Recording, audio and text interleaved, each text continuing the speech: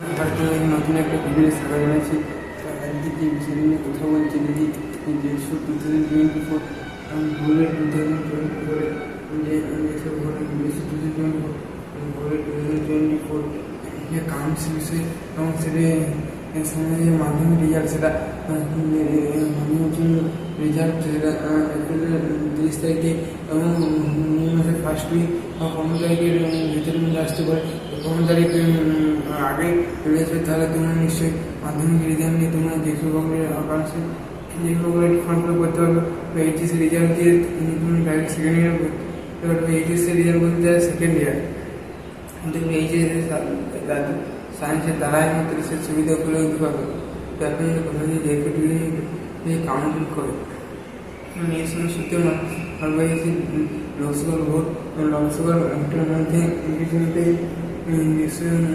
Council result সম্ভাবনা June মাসে মোটামুটি জুন মাসের ফার্স্ট উইক সেকেন্ড উইক মানে তুমি যে সময় বেরিয়ে যাবে। তারপর কাউন্সিল কোথায় কী করতে হয় কীরকম কলেজ তাই একের পর একের চয়েস অনুযায়ী সেটা বাড়ির কাছে করে নিবি না বাড়ির কাছে ধরে নিবি, সেটা নাহলে অন্য অন্য একটু ভিডিও দেখা হবে এবং যেসবে ফার্স্ট ইয়ার তার জন্য বলছি যে অনেকে 30,000 টাকার বিনিময়ে তাদের সরকারি যে ভর্তি করিয়ে দেওয়া হচ্ছে। তো সেটা একদম সত্যি কারণ যে সময় সরকারি ভর্তি হচ্ছে কোনো ফ্রি পেড সার্ভিস দেয় না। 200 আর 300 টাকা 2-3 হাজার চাওয়া হচ্ছে। তো সেটা বুঝে কারণ কেউ গ্রহণ করবে না, কারণ সেটা একদম সম্পূর্ণ মিথ্যা।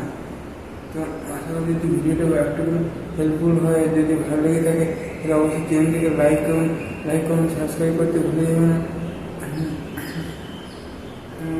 যেসব council proper documents medical certificate anti ragging domicile certificate anti কোথায় বানাতে হবে বা কোথায় কী করতে হবে সেটা আগে যেসব ডোমেসিক সার্টিফিকেট সেটা যারা দেখে নিন তারা আগে একটা ভিডিও দেখা হবে, দেখে নিবে, তাহলে তোমাদের নিশ্চয়ই উপকৃত হবে। এর পরে অন্য কোনো একটু ভিডিও দেখা হবে। আশা করি আমি এই বলে আমি আমার বক্তব্য শেষ করছি। আশা করি ভুলে গেছে সে ভালো থাকো, সুস্থ থেকো এবং বিশ্বজিৎ ঘোষের ইউটিউব চ্যানেলের পাশে থাকো। ঠিক আছে।